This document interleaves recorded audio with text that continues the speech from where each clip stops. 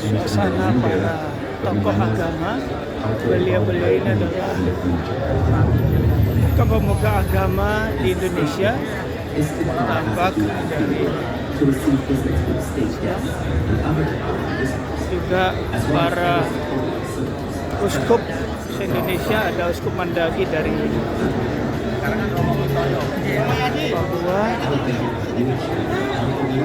Ada tempatnya di demikian suasana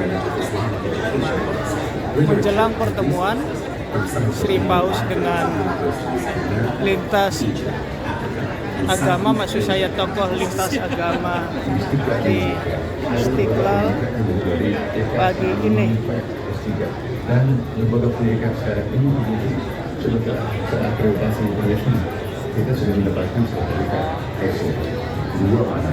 Jadi manajemen itu mendapatkan pengakuan. Sekali lagi, demikian suasana menjelang pertemuan pemimpin Gereja Katolik sedunia Sri Paus Fransiskus dengan tokoh lintas agama, lintas iman di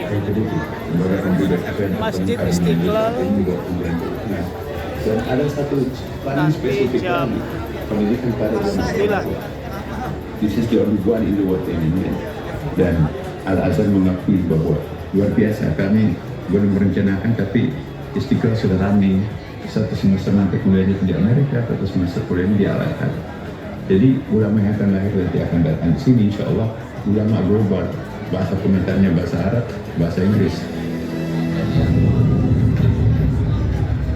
In 2019, President Joko Widodo carried out a number of important renovations, including sanitation, audio-visual facilities,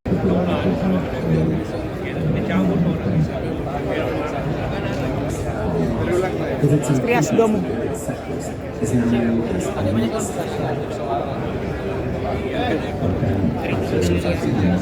Istiqlal itu hampir sebagai salah satu ikon yang diutamakan di Indonesia. Karena pertama kita menganggap Masjid Istiqlal ini menjadi sebuah toleransi, karena ada juga kita membuatkan program khusus untuk menjalin toleransi antar umat itu menjadi pertama sedang bersama dengan kesehatan lintas agama. Jadi agama Katolik, Protestan, Hindu, Buddha, dan Buddha itu ikut kita melakukan kegiatan-kegiatan rutin keluarga atau dalam acara Indra Raja jadi persilakan untuk berisi kepada Pak Kala, apa harapannya dalam pertemuan dengan Sri Paus ini? Apa harapan Pak Kala dengan pertemuan lintas agama dengan Sri Paus? Kita ingin berbicara banyak soal kedamaian, soal kemajuan, soal Soal intinya kan. baik. Terima kasih Pak Kala. Itu bincang-bincang kami dengan Bapak Yusuf Kala, mantan Wakil Presiden Indonesia. Monsinyur Mandagi, Uskup Agung Merauke dari Papua ikut pertemuan dengan Paus dan tokoh lintas agama pagi ini. Kapan datang ke Jakarta, Monsinyur? Sudah 3 hari lalu. Sudah 3 hari lalu. Berarti kemarin sudah bertemu Paus. Sudah. Sempat salaman dengan Paus? Sudah, bahkan cium tangannya. Uskup Mandagi yang senior masih cium tangan Paus. Ya mesti. Monsinyur, banyak juga umat yang minta berkat, yang cium tangan Paus. Apa sih maknanya cium tangan Paus? Ya, tanda hormat. Yang menghadirkan Allah. Jadi dapat berkat dari Tuhan melalui Paus. Rasa hormat ya, mencintai ya. Monsinyur Mandagi hari ini ikut pertemuan. Apa harapannya dari pertemuan Paus dengan lintas iman yang toleran di Indonesia ini? Ya persaudaraan ya, jangan bekalai-bekalai karena berbeda agama ya, berbeda suku dan sebagainya. Jangan bekalai-bekalai. Termasuk di Manado juga jangan bekalai-bekalai. Oh iya, Uskup Mandagi dari Manado sebelumnya. Iya. Jadi harus baku atur, damai. Harus damai, dialog, kerukunan. Ya. Oke. Baik, baik Monsinyur. Terima kasih Monsinyur. Saya juga sudah bersama dengan Monsinyur Franciscus Sinaga, Uskup Sibolga, Sumatera Utara. Monsinyur, kapan tiba di Jakarta? Saya tiba 4 hari yang lalu. Sudah 4 hari di Jakarta. 4 hari yang lalu. Kemarin sudah ikut bertemu dengan Paus. Kemarin juga sudah ikut pertemuan dengan Paus dengan sukacita dan gembira. Sempat salaman, Woi, tidak hanya sempat, cium tangan juga. cium tangan juga. Monsinyur, banyak juga viral ibu-ibu minta berkat untuk anaknya, bahkan untuk kehamilannya. Lalu ada juga pejabat yang cium tangan Paus. Apa sih makna cium tangan Paus bagi iman Katolik? Iya, saya kira menunjukkan apa ya, cinta, penghormatan kepada Paus pimpinan gereja tertinggi gereja Katolik sedunia. Oh gitu ya, jadi ya kecintaan. Ya, Ya. dan mohon berkat juga, berkat dari Tuhan. Dan apakah memang di gereja Katolik terbiasa minta berkat seperti itu? Ya, saya kira terbiasa karena memohon doa. Oke. Berkat itu memohon doa kepada yang mendoakan dari paus, dari uskup, dari pastor, gitu. Untuk supaya hidupnya lebih baik karena menghadirkan Tuhan dalam hidupnya. Begitu. Baik. Monsinyur Franciscus Sinaga, apa harapannya dari pertemuan lintas agama atau para tokoh agama hari ini? Iya, saya senang mengikuti kegiatan pagi ini, di mana semua agama ya hadir pada kesempatan ini.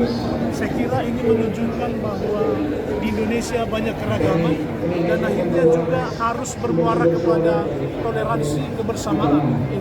Jadi ya Indonesia memang sungguh-sungguh harus memperlihatkan toleransi, menghormati satu dengan yang lain sehingga Indonesia ini aman, nyaman dan sejuk untuk hidup bersama gitu. Baik, terima kasih Monsinyur, selamat mengikuti pertemuan dengan Bapak Paus. Ya. Saat ini saya dengan Monsinyur Ewaldus dari Keuskupan Maumere. Monsinyur, selamat pagi. Kapan datang ke Jakarta, Monsinyur? Tanggal 2 sore kami tiba di Jakarta. Dari tanggal 2. Untuk bertemu dengan Sri Paus. Paus, ya. Sudah bertemu dengan Sri Paus? Sudah kami bertemu pada saat pertemuan di Katedral Kerala. Baik, baik. Apa kesan Monsinyur Ewaldus terhadap Sri Paus? Ya, kalau kenal beberapa kali sudah bertemu di Roma juga pernah bertemu. Itu orangnya sangat humble, rendah hati dan sangat mengasihi umat. Dan istimewa mereka yang istilahnya di pinggiran gitu, orang kecil sederhana. Dan itu terlihat dari bagaimana dia dalam perjalanan kadang-kadang dia menyimpang dari protokol ya, untuk menjumpai dan memberikan salam berkat kepada orang-orang yang di pinggir-pinggir jalan sementara menunggu. Jadi sangat humble ya. Kemarin beliau menyapa masyarakat, termasuk anak-anak. Ya, betul. Mau walaupun didorong di kursi roda, mau menyapa anak-anak. Apa maksudnya itu? Apa maknanya? Dia mau membagi berkat, membawa sukacita dari eksistensinya dari itu kerasulannya juga. Yang bagaimana dia harus menunjukkan apa yang dia bicara tentang sukacita harus diwujudkan juga dalam perilaku, dalam kegiatan itu, menyapa orang-orang kecil, orang sederhana yang di kursi roda dan sebagainya. Baik, siang ini akan ikut pertemuan dengan tokoh lintas agama. Apa harapan Monsinyur Ewaldus? Ya, itu sesuai dengan tema kunjungan beliau itu, di mana kita masing-masing kita dengan pertemuan ini bisa meningkatkan iman kepercayaan kita masing-masing. Di situ ada saling menghargai dan menghormati. Dan kemudian juga kita membangun yang orang sebut dengan fraternity, fraterlanza, yaitu persaudaraan. Dan juga kita berbagi solidaritas antara satu dengan yang lain. Bukan hanya untuk orang-orang seagama, tapi kita hidup bersama di Republik Indonesia yang kita cintai. Baik, terima kasih Monsinyur. Terima kasih. Saya juga kali pertama masuk di era masjid. Kami di Flores agak berat. Kali pertama masuk Kali ke dalam pertama masjid. di masjid ini. Tentu saja sejuk kan. Sejuk, pasti sejuk lah. Kalau berjumpa dengan ini semua sama saudara kita yang lain. Baik. Terima kasih Monsindir. Salam sehat. Salam sehat. Saat ini saya dengan atau bersama Pak Saleh Husin, mantan Menteri Perindustrian, dan saat ini mewakili Yayasan Muslim Sinarmas. Pak Saleh Husin, boleh cerita mengapa tertarik datang pada pertemuan ini, atau karena diundang kah atau bagaimana? Ya, salah satu adalah kita tahu bahwa Pak Husin adalah merupakan salah satu tokoh dunia dan pemimpin umat Katolik. Tentu selama ini kan kita hanya bisa lihat dari TV. Saat ini kita bisa ketemu, lihat langsung kan sesuatu yang sangat berbangga. Walaupun saya sebagai umat Muslim, tentu ini merupakan menunjukkan bahwa keberagaman beragama di Indonesia itu sangat bagus.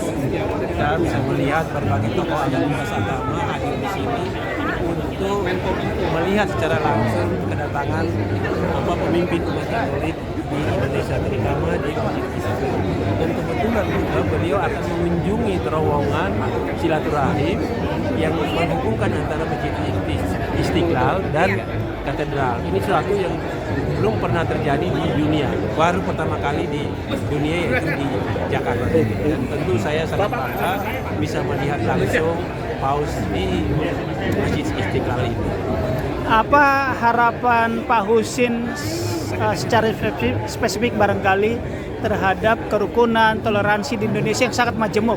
Ya, saya kira dengan kehadiran paus di Indonesia tentu akan membuat Indonesia menjadi lebih harmonis lagi hubungan antar agama, dan di samping itu juga berdampak positif terhadap pertumbuhan ekonomi kita, karena bagaimanapun PAS mempunyai pengaruh di dunia, sehingga tentu akan berpengaruh, sedikit pun juga akan berpengaruh terhadap ekonomi Indonesia, tentu dengan ekspor atau apapun. Baik, terima kasih Pak Saleh Husin dari Yayasan Muslim Sinarmas dan mantan Menteri Perindustrian. Salam sehat. Ya, terima kasih. Sehat? Alhamdulillah. No. Pak Muhtar Ngabalin hadir di pertemuan bersama lintas agama dengan Bapak Sri Paus. Apa harapannya Pak Muhtar Ngabalin? Ya, sebagai ketua masyarakat moderasi beragama, tentu saja bahwa kita menyampaikan apresiasi yang luar biasa karena Jet Putra sekarang kita memberikan apresiasi karena Bob Francis bisa berkenan memenuhi undangan Presiden. Nanti kita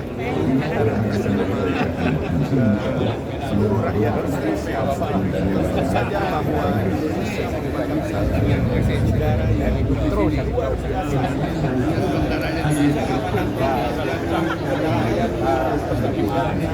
kerukunan antar umat beragama, toleransinya sangat tinggi, moderasi beragama.